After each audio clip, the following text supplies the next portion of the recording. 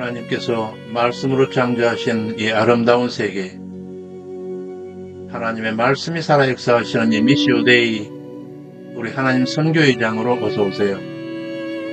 우리 하나님의 자비로우신 사랑이 항상 여러분과 함께 하시기를 축원합니다.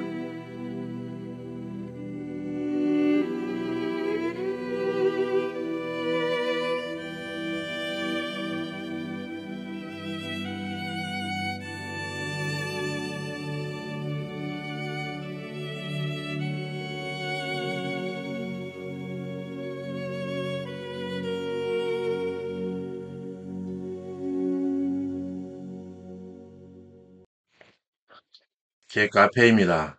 네이버 카페에 오셔서 카페명 복 있는 자유로 들어오시면 되겠습니다. 왼편 카테고리에서 제2편 제사장 나라 수립, 제3장 제사장 나라 영토, 이는 요소서 계속되는 내용입니다. 이 중에 제3절 지파별 기업 분배, 오늘은 147번 자료 요소와서 6번째 강의로 총 61번째 강의입니다. 제 교재로서는 구약 상권 552에서 563쪽, 성경 본문으로서는 요소와서 13장 1절 15장 19절 내용입니다. 지난 시간까지 우리는 여호수아의 영도로 백성들이 요단강을 건너 가나안에 들어와 첫 성 여리고성 점령을 시작으로 중부 전투를 완수하고 길갈 본영에 돌아와서 전열을 정비하고 바로 이어 가나안 남부로 나아가서 남부 전투를 완수하고 다시 길갈 본영에 돌아와 전열을 정비하고 이제 남은 가나안 북부로 진격하여 전투를 마친 후에 제1차 휴전에 들어가면서 중부전투, 남부전투, 북부전투의 그 결과, 전과를 정리하는 가운데 요단 서편에서 모세가 영도하여 취한 요단 동편 아모리 두 왕국의 땅과 요단 서편에서 여호수아 영도하여 취한 가나안 31왕국의 땅을 경영하게 되는 이스라엘 강역에 대한 이야기를 살폈습니다. 오늘부터는 그렇게 점령한 영토에 대하여 이스라엘 지파별 기업 분배 과정과 가나안 정착 과정을 살피게 되겠습니다. 제3절 약속의 땅 기업 분배와 정착 과정, 요단 서편 가나안 입성 후 7년에 걸친 가나안 주요 거점 정복 전쟁이 마무리됨에 따라 이제 이스라엘 백성들에게는 그 땅을 지파별로 분배하는 일이 남았습니다. 여호수아서 전체는 크게 가나안 정복 전쟁의 과정을 다루는 단원 제1장에서 12장 내용과 정복 전쟁의 결과 그 땅을 지파별로 분배하는 과정을 주로 다룬 단원 제13에서 24장 내용으로 양분되고 있습니다. 전반부 곧 제1장에서 12장 내용이 주로 하나님의 약속에 대한 순종과 그에 따른 약속의 성취를 강조한다면 땅의 분배를 다루는 후반부 내용 여호수아서 제13장에서 24장 내용은 약속의 성취에 따른 복을 누릴 수 있게 되었음을 말해주고 있습니다. 성경은 이제 아직 정복하지 못한 땅에 대한 언급과 그 정복하지 못한 지역을 포함한 요단 서편에서의 기업을 분별하는 명령이 내려집니다. 여호수아서 13장 1절 여호수아가 나이 많아 늙음에 여호와께서 그에게 이르시되 너는 나이 많아 늙었고 얻을 땅에 남은 것은 매우 많도다. 이 말씀에 대해서 옥스포드가 해설하였습니다. 각주 1145번입니다. 얻을 남은 땅이 많다라고 하는 이 본문은 이스라엘에 아직도 정복하지 못한 땅이 많이 남았음을 밝히고 있습니다. 물론 여호수아의 지휘에 의한 지금까지의 이스라엘의 대가나안 정복 전쟁은 그 땅의 주요 왕들을 진멸하고 주요 거점들을 확보한 결정적 승리였습니다. 그러나 이스라엘이 남아있는 미정복지들을 완전히 정복하기 위해서는 끝까지 믿음의 싸움을 싸워나가야 했습니다. 이처럼 예수 그리스도에 의해서 단번에 성취된 구속 사역이 오늘날 우리에게까지 효력을 발휘하고 있지만 우리가 하나님 주시는 그 영적인 기업을 상속하고 그것을 마음껏 누리기 위해서는 매일매일 믿음의 선한 싸움을 싸우며 한다고 하는 교훈을 주고 있습니다. 본문 들어가서 너는 나이 많아 늙었고 얻을 땅에 남은 것은 매우 많도다. 아직 정복하지는 못하였으나 얻어야 할 남겨진 많은 땅의 지경에 대해서 먼저 일러주는데, 먼저 블레셋 온 땅과 애굽 국경 지역, 국경지대 남부 지역입니다. 요서서 13장 2에서 3절. 이 남은 땅은 이러하니 블레셋 사람의 온 땅과 구술 사람의 전경, 곧 애굽 앞 시올 시내에서부터 가나안 사람에게 속한 북방 에구론 지경까지와 블레셋 사람의 다섯 방백의 땅, 곧 가사 사람, 아스돗 사람, 아스글론 사람과 가드 사람, 에글론 사람, 그리고 또 남방 아이 사람의 땅, 그리고 가나안 북서부 지역으로 가서는 요서 13장 4절, 또 가나안 사람의 온 땅과 시돈 사람에 속한 무아라와 아모리 사람의 지경 아벨까지와, 그리고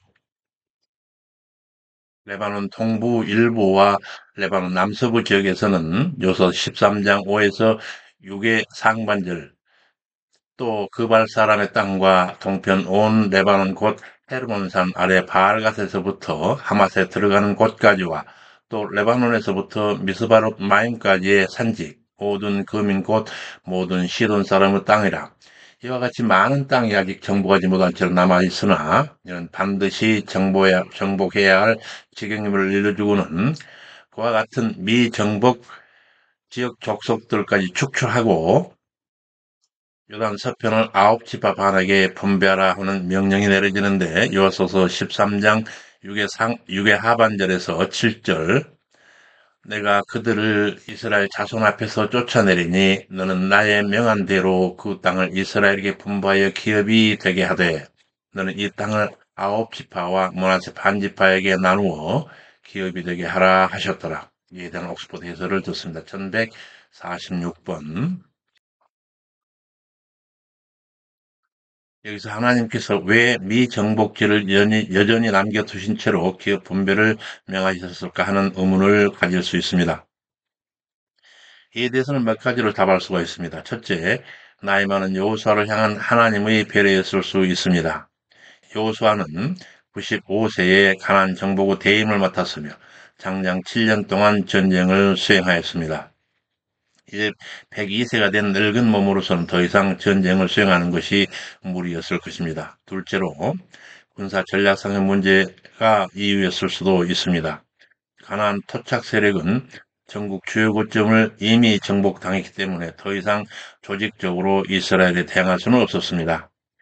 소규모 세력으로 산지에 있는 가나안 족속들을 소탕하기에는 이스라엘 전 군대가 참가하는 전면전보다는 각 지파별로 책임 제거를 나누어 소탕전을 벌이는 것이 훨씬 효율적이었을 것입니다. 이 두 이유보다 더욱 명백한 것으로 셋째, 이스라엘 생활 터전을 보존하고자 하는 여호와의 섭리 때문이었습니다. 하나님은 이미 모세를 통하여 가나안 족속들을 단기간에 급히 쫓아내시지 않으시리라 말씀하였으며, 또한 이스라엘 백성들에게도 가나안 족속을 급히 멸하지 말라 하셨습니다. 그 이유는 만일 이스라엘이 가나안 족속을 일거에 멸하려 하다 보면 그 땅이 황무해져 들짐승들이 번성화될 것을 염려하셨기 때문에 그렇습니다. 하나님은 이스라엘 전쟁으로 폐허가 된 땅을 기업으로 물려받는 것을 기뻐하지 않으셨습니다. 일단 기업을 분배할 터인데, 본문으로 돌아가서 요단 서편에서 제외되는 지파들로 모세의 요단 동편 분배 내용을 밝히고 있습니다. 요서 13장 8절에서 33절, 요단 동편의 두 지파 반과 레이 지파의 기업에 대한 언급입니다. 루벤, 갓, 그리고 므낫세 반지파는 요단 도하 전 이미 모세에게 요단 동편에 속한 기업을 분배받았습니다. 이들이 받은 그 기업의 경계를 먼저 밝히면 이들 지파가 가나안 본토에 대한 기업 분배에서 제외되기 때문에 그렇습니다. 또한 레이지파 역시 지파의 특성상 기업 분배에서 제외되는데, 다만 레이지파가 받게 될 거주 성읍들은 각 지파들의 기업 분배가 끝난 뒤 20장에서 21장에 이르러 다시 언급될 것입니다. 먼저 요단 동편에서 모세가 분배했던 내용을 정리하고 있습니다. 여호수아 13장 8에 14절, 므낫세 반지파와 함께 루벤 사람과 갓 사람은 요단 동편에서 그 기업을 모세에게 받았는데 여호와의 종 모세가 그들에게 준 것은 이러하니 곧 아르논 골짜기 가에 있는 아라웰에서부터 온 헤르몬산과 살가까지 이른 온 바산 곧 르바의 남은 족속으로서 아스타롯과 에드레이의 도읍하였던 바산왕 옥의 온 나라라. 모세가 이 땅의 사람들을 쳐서 쫓아내었어도 그술 사람과 마가 사람은 이스라엘 자손이 쫓아내지 아니하였으므로 그술과 마갓이 오늘까지 이스라엘 가운데 거하더라. 오직 레위 지파는 여호수아가 기업으로 준 것이 없었으니 이는 이스라엘 하나님 여호와께 드리는 화제물이 기업이 됨이 그에게 이르신 말씀과 같음이었더라. 여기서 레인의 기업이 되는 화제물에 대해서 옥스포드 해설을 잠깐 살피겠습니다. 각조 1147번입니다. 화제, 히브리어로 이쉐는 불이라고 하는 히브리어 에쉬에서 발생된 불의 제사, 곧 화제입니다. 화제는 전체적으로나 부분적으로 불로 태워져 드리는 제물을 의미하기도 하며 소제나 곡물제사, 화목제, 속건제, 위임식 제사 등을 일컫는 말이기도 합니다. 하지만 본문에서는 불에 태워드리는 제물 중 일부가 레위인의 양식으로서 기입이 된다라고 하는 의미를 강조하고 있습니다. 그래서 본문으로 돌아가서 요단 동편에서 분배된 지파별 내용에서 먼저 루벤 지파의 기업 내용입니다. 이어서서 13장 15에서 23절 모세가 루벤 자손의 지파에게 그 가족을 따라서 주었으니 그 지경은 아르논 골짜기 가에 있는 아로엘에서부터 베냐시못 평지 모든 성읍과 헤스본의 도반 아모리 사람 시온의 온 나라라. 여기서 모세가 요단 동편을 분배한 방법과 분배된 루벤 지파 지경에 대해서 옥스포드 해설하고 있습니다. 각주 1148에서 1149번. 모세의 분배 방법에 있어서 각 지파에게 분배한 각 기업의 땅들을 소개하면서 분배하는 방법 곧 각 지파의 인원과 내부의 소규모 집단의 수요를 고려하여 분배했다라고 하는 사실을 소개하고 있습니다. 땅 분배에 있어서 자세한 원칙이나 방법을 기술하지는 않고 있지만 그 가족을 따라서라고 하는 표현을 통해서 알 수 있는 바 수요와 땅의 면적을 합리적으로 고려했다는 사실과 노동력 활용과 유대관계 친밀성에 있어서 큰 영향을 미치는 친족 단위로 기업을 분배했음을 분명히 알려주고 있습니다. 루벤 지파가 얻은 그 지경 아르논 골짜기로부터 헤스본의 도반 아모리 사람 시온의 온 나라라 할 때에 그 루벤 지파가 기업을 얻은 그 지경을 통괄하여 지칭하고 있습니다. 시온은 수도가 헤스본이었으므로 헤스본 왕국이라고 불리기도 했습니다. 본문으로 돌아가서 모세가 시온을 거기 가는 시온의 방백 곧 미디안의 귀족 에위 레겜 훌 레바와 함께 죽였으며 이스라엘 자손이 그들을 도륙하는 중에 보레 아들 술사 발람도 죽였더라. 루벤 자손의 서편 경계는 요단과 그 강가라. 이상은 루벤 자손의 기업으로 그 가족들을 받은 성읍과 촌락이니라. 이어서 요단 동편에서 분배된 가치파 기업 내용입니다. 모세가 갓지파, 곧 갓 자손에게도 그 가족을 따라 주었으니 지경은 야셀과 길르앗 모든 성읍과 암몬 자손의 땅 절반, 곧 라빠 아퍼의 아로엘까지와 여기서 요단 동편 아로엘에 이르는 암몬 자손의 땅은 원래 여호와께서 로스 아들 베남미의 후손에게 허락하신 땅으로 이스라엘이 모압 평지에 이르는 과정에 여호와께서 그들과 싸우지 말고 우회하라 명하신 땅이었습니다. 그런데 그 땅이 가치파에게 분배되었다 함에 대해서 옥스포드 해설하고 있습니다. 각주 1150에서 1151번. 여기서 먼저 갓은 야곱의 7번째 아들로 레아의 요종 실바의 첫 소생입니다. 갓의 후손인 가치파의 자손들은 다른 이스라엘 지파들과 함께 모압 평야에 이르렀을 때 루벤 지파와 므낫세 반 지파와 함께 요단강 동편 땅을 분배해 주도록 요청했습니다. 요단강 동편 중앙부에 있는 길르앗 땅은 그들의 많은 가축들을 기르기에 적합한 땅이었습니다. 모세는 그들이 요단강 건너 가나안 땅에 형제 지파들이 정착하는 것을 돕는 것을 조건으로 가나안 동편 땅을 달라는 그들의 요구를 수락했습니다. 결국 약속을 이행한 갓 지파는 아모리 왕 시온의 영토 중 길랏 남쪽 지역을 기업으로 받았습니다. 그런데 그들의 강역 중에 암몬 자손의 땅에 대해서 다음 각주에서 그 내용을 살펴보면 여기 아로엘까지 이르는 암몬 자손의 땅 절반은 이라고 하는 말은 원래 이스라엘에게 싸우지 말고 우애하라 하셨던 바로 그 땅으로 이스라엘 암몬 자손으로부터 직접 빼앗지 않고 원래 아모리 왕 시온이 암몬 자손으로부터 취한 땅을 정복했을 뿐입니다. 따라서 가지파가 아로엘까지 이르는 암몬 자손의 땅을 자신들의 기업으로 취한 사실은 암몬 자손과 다투어서 그들의 땅을 취하지 말라고 하는 말씀에 입에되지 않는다는 것을 알아야겠습니다. 본문으로 돌아가서 헤스본에서 라맛 미스베와 보도님까지와 마하나임에서 드빌 지경까지와 골짜기에 있는 벳하람과 벳니무라와 숫곳과 사본 곧 헤스본 왕 시온의 나라의 남은 땅 요단과 그 강가에서부터 요단 동편 긴네렛 바다의 끝까지라. 이는 갓 자손의 기업으로 그 가족들로 받은 성읍과 촌락이니라.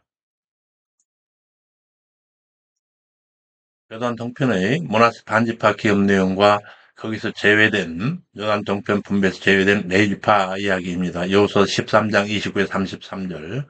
모세가 모나스 반지파에게 주었으되 모나스 자손의 반지파에게 그 가족대로 주었으니 그 지경은 마하나임에서부터 온 바산 곧 바산왕 옥의 전국과 바산 경내 야일의 모든 고을 60성읍과 길르아 절반과 바산왕 오그 나라 성읍 아사롯과 에드레이라. 이는 므낫세 아들 마기르 자손에게 돌린 것이니 곧 마기르 자손의 절반이 그 가족대로 받으니라. 여기서 므낫세 반지파에게 배분된 요단 동편 강역과 원칙적으로 지파별로 분배되던 땅이 갑자기 여기서 므낫세 아들 마기르 자손이 언급되면서 그 후손들에게 배분되고 있다는 그 내용에 대해서 옥스포드가 해설하고 있습니다. 각주 1152에서 1153번. 이 므낫세 지파는 요세부 장자 이 므낫세 지파는 요세부 장자 므낫세의 후손으로 그들은 요단강 서쪽과 동쪽 양쪽의 땅을 모두 받았습니다.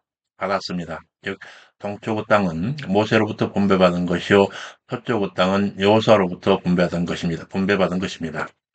므낫세 반지파의 요단 동쪽 땅은 길르아스 일부와 바산 전부였고 요단 서편 땅은 에브라임 북쪽 스불론과 이사갈 남쪽이었습니다.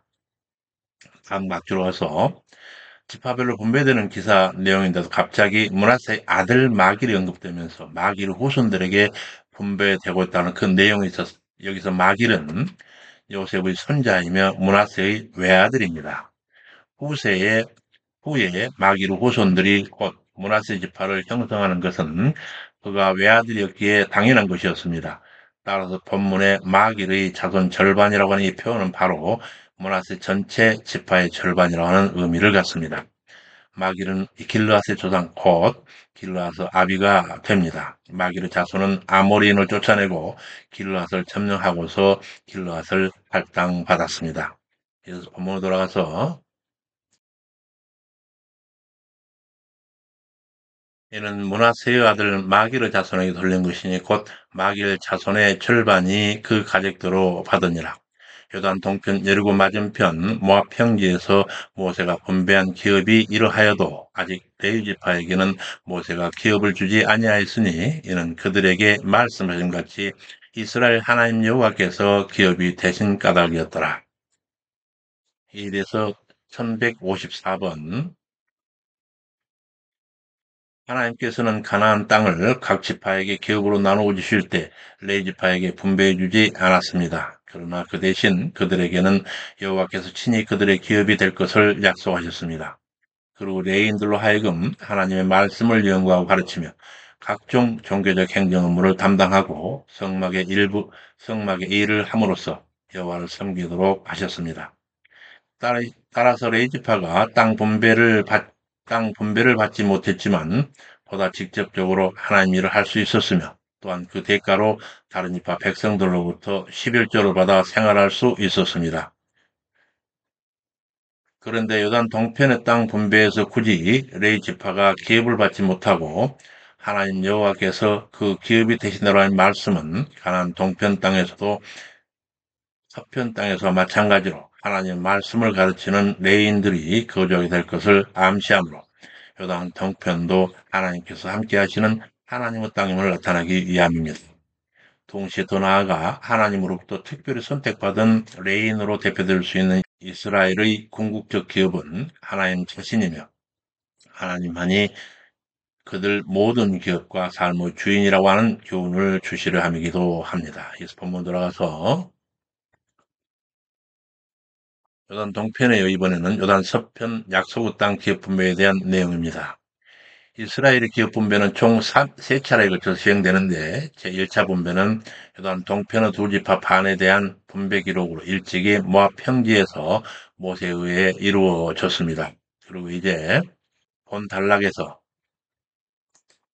시작되는 기업 분배에서는 제2차 분배는 가나안 주요 거점 정복 직후 이스라엘군 본영이었던 길갈에서 그리고 제3차 분배는 이스라엘의 종교생활 중심지가 될 회막이 세워지는 실로에서 이루어집니다. 따라서 요단 서편의 아홉 지파 반에 대한 기업 분배 과정을 기술하고 있는 제14장에서 19장까지의 내용은 분배의 단계에 따라서 서론부를 포함하여 제2차 분배를 다루는 제14장에서 17장과 제3차 분배를 다루고 있는 제18장에서 19장으로 나누어 살필 수가 있습니다.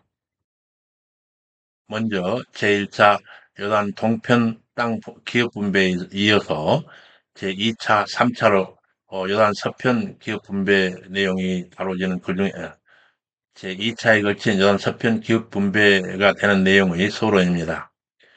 요서 14장 1에서 5절 이스라엘 자손이 가나안 땅에서 취한 기업 곧 제사장 엘르아살과 눈의 아들 요수아와 이스라엘 자손 지파의 족장들이 분배한 것이 이러하니라.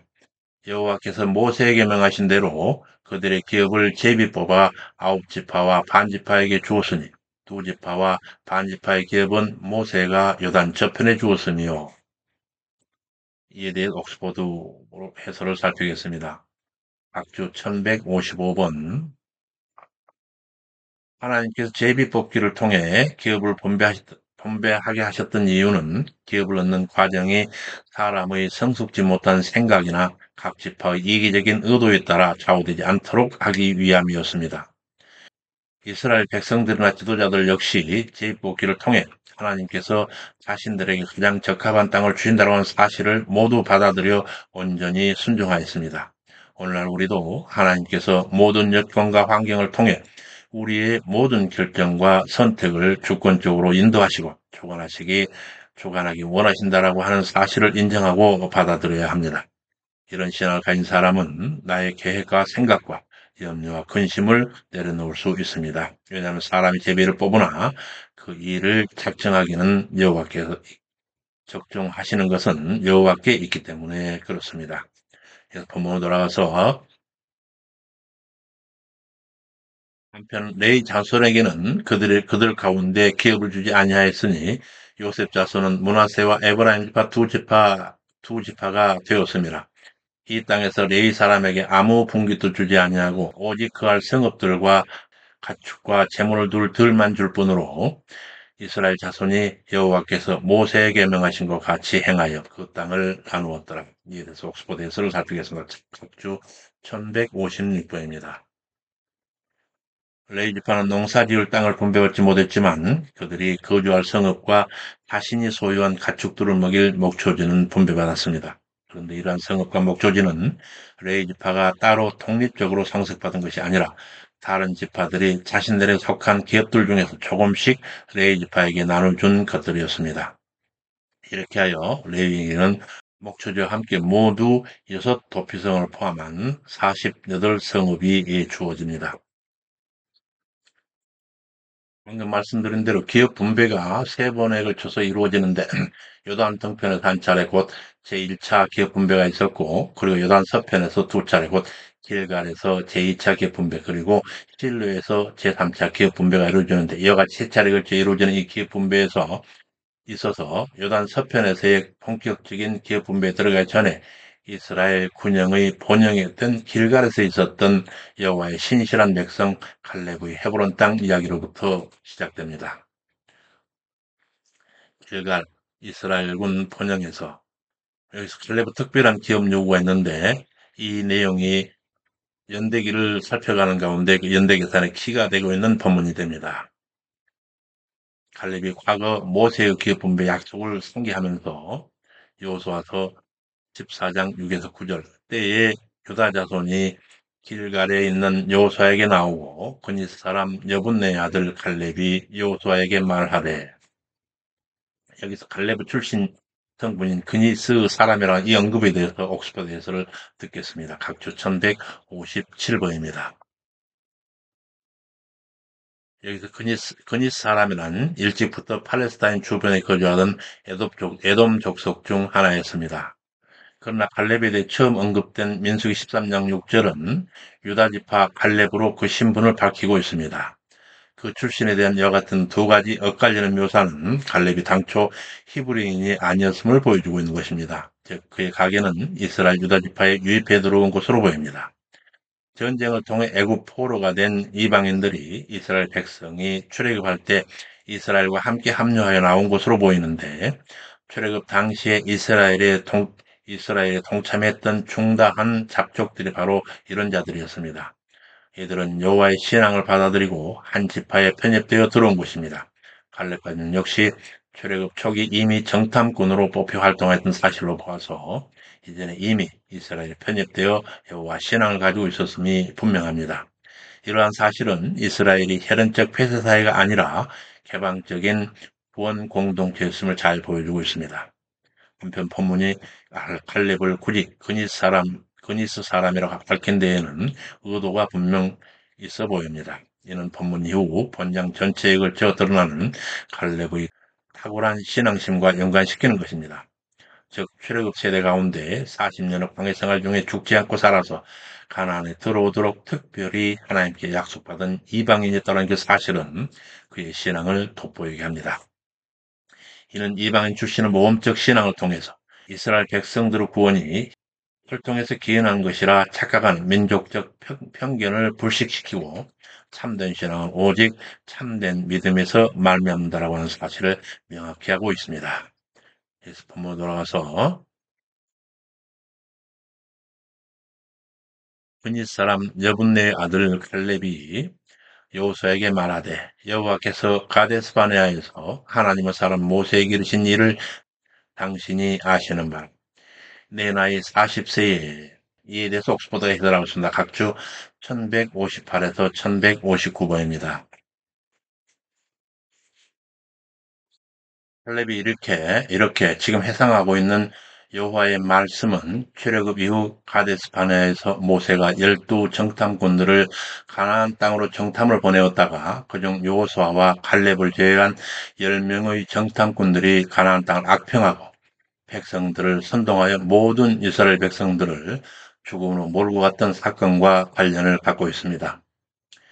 그때 여호수아와 갈렙만이 하나님을 신뢰하여 가나안 정복에 대한 긍정적 평가를 하였고 이에 따라 하나님께서는 여호수아와 갈렙만이 가나안에 들어갈 수 있는 유일한 출애굽 세대들이 될 것을 약속하셨습니다.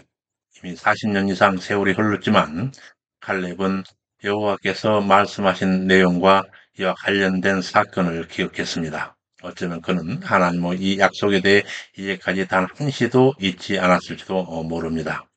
다음 학주로 와서 그런데 갈렙이 가데스 바네아에서 가나안 땅을 정탐했던 그 나이가 40세였고 그리고 이스라엘이 가데스 바네아에서부터 에돔과 모압 경계의 세렛 시내를 건너기까지 38년 걸렸습니다. 그러므로 이스라엘이 요단을 건널 때 갈렙 나이는 78세였으며 가나안 정복을 마치고 가나안 땅을 분배한 때에 갈렙 나이가 85세였으니 가나안 정복 전쟁 정복 전쟁 기간은 7년 정도로 추정됩니다. 그래서 본문 들어가서 내 나이 40세에 여호와의 종 모세가 가데스 바네아에서 나를 보내어 이 땅을 정탐케 함으로 내 마음에 성실한 대로 보고하였고 하나님 여호와를 온전히 쫓았으므로 그날에 모세가 맹세하여 가로되 네가 나의 하나님 여호와를 온전히 쫓았은즉 너의 발로 밟는 땅은 영영이 너와 네 자손의 기업이 되리라 하였나이다. 이스라엘 백성들이 출애굽한 후 여호와 약속하신 땅으로 향하던 중에 12용사들의 정탐 결과로 고난의 40년 광야 유랑이라고 하는 고단한 삶의 분기점이 되어버렸던 가데스 바네아의 그 사건과 그 당시 여호수아와 함께 여호와 경외 신앙에 굳게 서서 흔들림이 없었던 그닛 사람 여분네 아들 갈렙에게 특별히 약속된 땅의 참 의미에 대해서 옥스포드가 해설하고 있습니다. 각주 1160에서 1161번.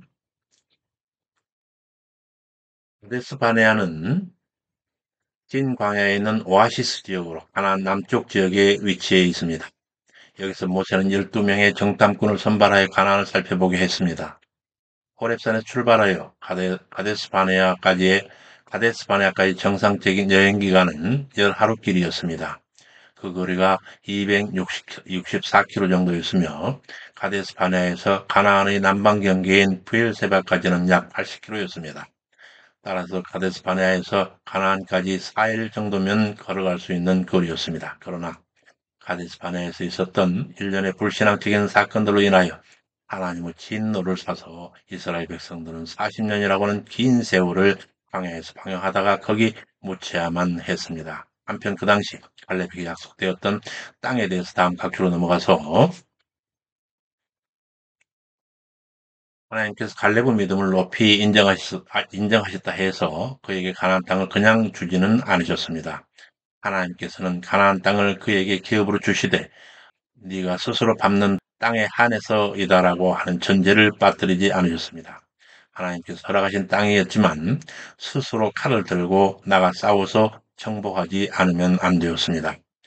우리 믿음이 좋고 하나님 앞에 신실한 사람이라 할지라도 그리고 그러한 자에게 주시는 복이 하나님의 절대 주권에 의해 변함이 없는 것이란다 할지라도 그것을 얻기 위해서는 반드시 주를 믿는 믿음으로 나아가 힘을 다해 싸워야 하는 것입니다.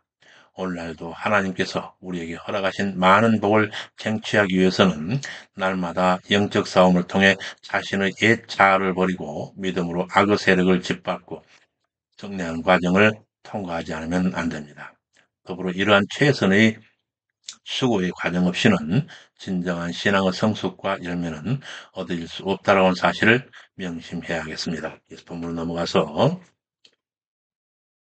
이에 이어 갈렙이 미정복지 헤브론 땅을 요구하는 장면인데 요서 10장 10절에서 12절 이제 보소서 여호와께서 이 말씀을 모세에게 주신 때로부터 이스라엘이 광야에 행한 이 45년 동안 여호와께서 말씀하신 대로 나를 생존케 하셨나이다. 오늘날 내가 85세로 돼 모세가 나를 보낸 날과 같이 오늘날 오히려 강건하니 나의 힘이 그때나 이제나 일반이라. 이에 대한 옥스포드 해설을 살피겠습니다. 격주 1162번입니다.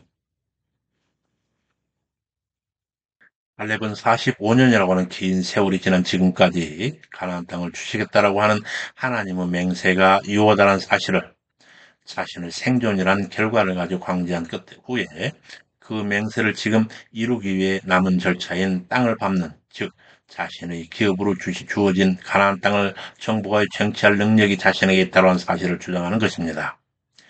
자신이 여호수아와 함께 이스라엘 백성 중에서 나이가 가장 많음에도 전쟁을 통하여 하나님께서 약속하신 땅을 차지하는 복을 얻고 언약을 성취하겠다라고 하는 열정을 보이는 사실로 볼 때 갈렙이 하나님의 맹세하신 언약이 이루어지기를 얼마나 갈망하고 있었는지를 알 수가 있습니다. 하나님께서는 하나님 약속의 근거를 둔 이와 같은 간절한 소망을 현실로 이루어 주시는 분입니다. 예수 본문으로 돌아가서 오늘날 내가 85세로 돼 모세가 나를 보내던 날과 같이 오늘날 오히려 강건하니 나의 힘이 그때나 이제나 일반이라. 싸우거나 출입에 감당할 수 있사온즉 그날에 여호와께서 말씀하신 이 산지를 내게 주소서. 당신도 그날에 들으셨거니와 그곳에는 아낙 사람이 있고 그 성읍들은 크고 견고할지라도 여호와께서 혹시 나와 함께 하시면 내가 필경 여호와의 말씀하신 대로 그들을 쫓아내리이다. 이와 같이 여호와 신앙에 충만한 갈렙의 경건한 의지에 대해서 옥스퍼드 해설하고 있습니다. 각주 1163번입니다. 그러한 갈렙의 선택을 볼 때 갈렙은 사사로운 욕심이나 자기 신상의 환경에 매이지 않았음을 알 수 있습니다. 그는 오직 하나님의 언약을 이스라엘 전체가 성취하기를 갈망했고 거기에 자신이 조금이나마 기여할 수 있기를 원했으며 그래서 남들이 정복하기를 꺼리는 산지를 달라고 요청할 수 있었던 것입니다. 45년이 지나 85세가 된 지금에도 갈렙은 여전히 옛날 청탑했던 헤브론 일대의 크고 견고한 성읍을 기억하고 있었지만 눈에 보이는 크고 견고한 가나안 성읍들보다 눈에 보이지 않으나 그들보다 더욱 크고 강한 여호와 하나님 그분의 약속을 붙들고 있었던 것입니다. 그런 의미에서 갈렙은 영적 이상의 누구보다 높고 깊은 사람이었습니다. 대적이 크고 견고할수록 그가 믿는 하나님의 약속은 더욱 분명한 확신 가운데 그를 세워주었던 것입니다. 이와 같았던 갈렙은 오늘의 교회가 본받을 만한 내적 믿음의 성실성과 외적 삶의 적극성을 겸비한 균형 잡힌 삶을 살았음을 엿볼 수가 있습니다. 예수 포로 돌아가서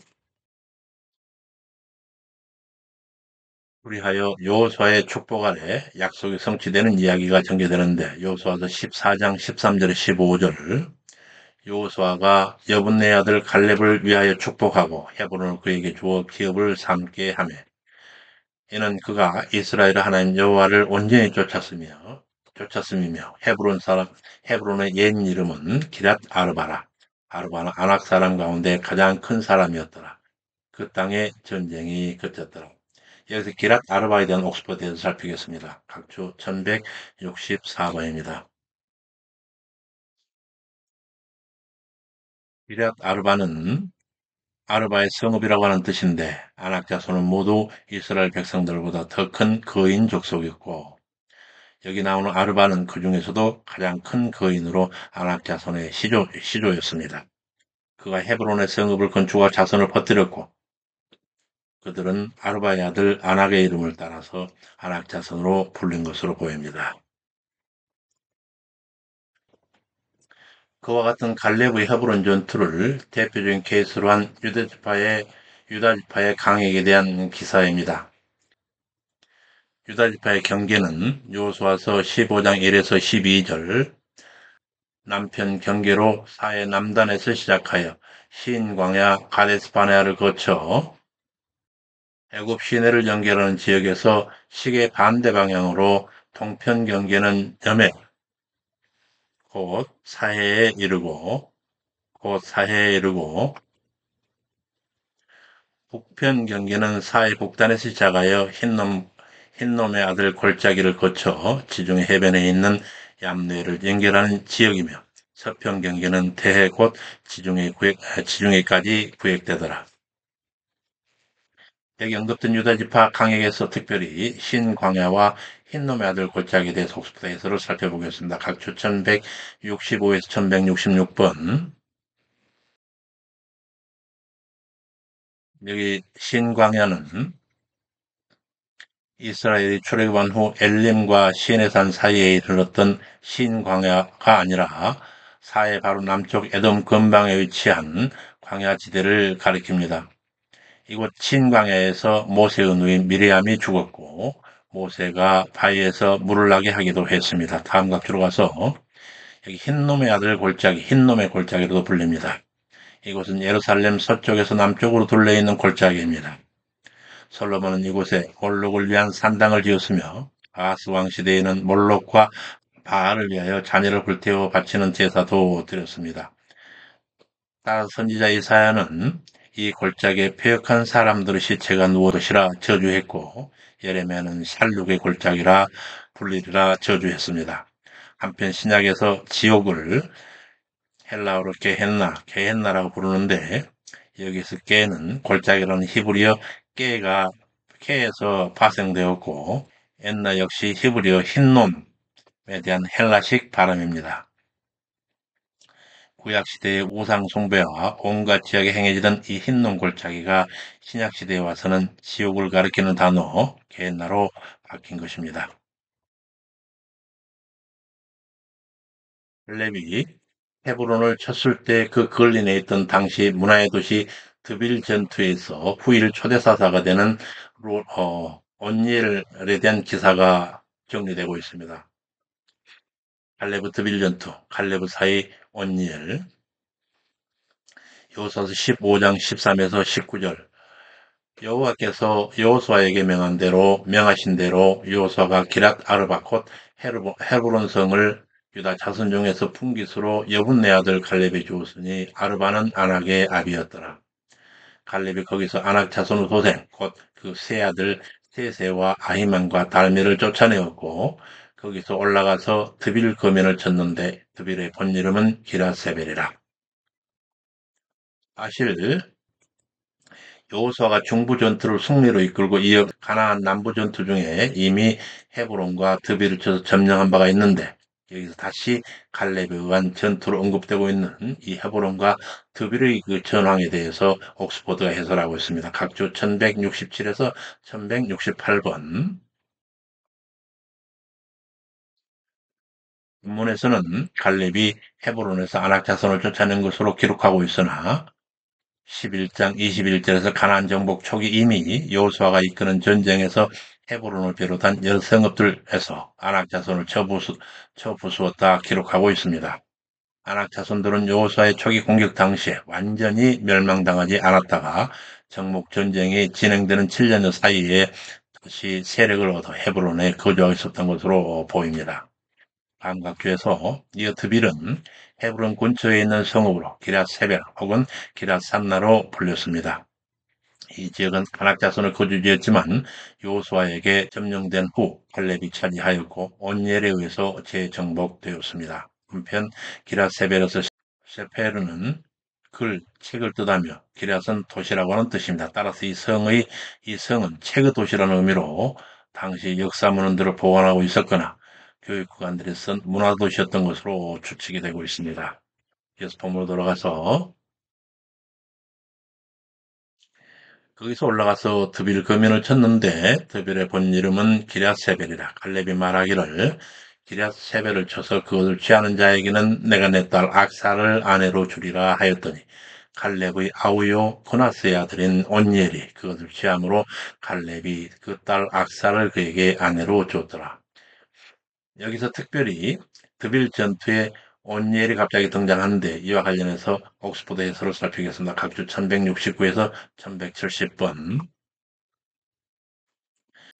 본문에서 갈렙은 그가 이끄는 전쟁을 승리로 이끌기 위한 수단으로 자기 딸을 포상으로 내건 것이 아니라 막강해 보이는 이방인의 성을 하나님께 주시는 용기와 신앙을 가지고 정복할 수 있는 참된 신앙의 용사를 찾기 위해 내건 상징적 행위였습니다.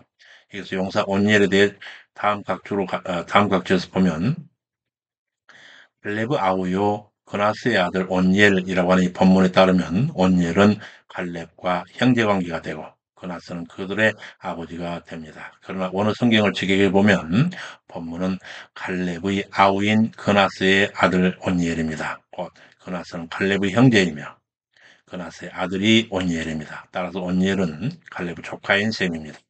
이런 사실은 갈렙이 여분네 아들이라고 하는 기록에서도 알 수가 있습니다.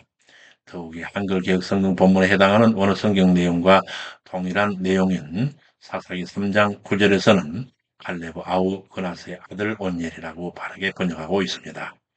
한편 여호와의 사자라고 하는 뜻의 온니엘은 후일 여호수아가 죽은 후 이스라엘을 메소포타미아 왕 구산 리사다임을 압제로부터 구하는 첫 번째 사사로 알려가게 됩니다. 본문 들어가서 그런 일로 해서 악사가 출가할 때 그에게 청하여 자기 아비에게 밭을 구하자 하고 나귀에서 내리매 갈렙이 그에게 묻되 네가 무엇을 원하느냐 가로되 내게 복을 주소서 아버지께서 나를 남방으로 보내시오니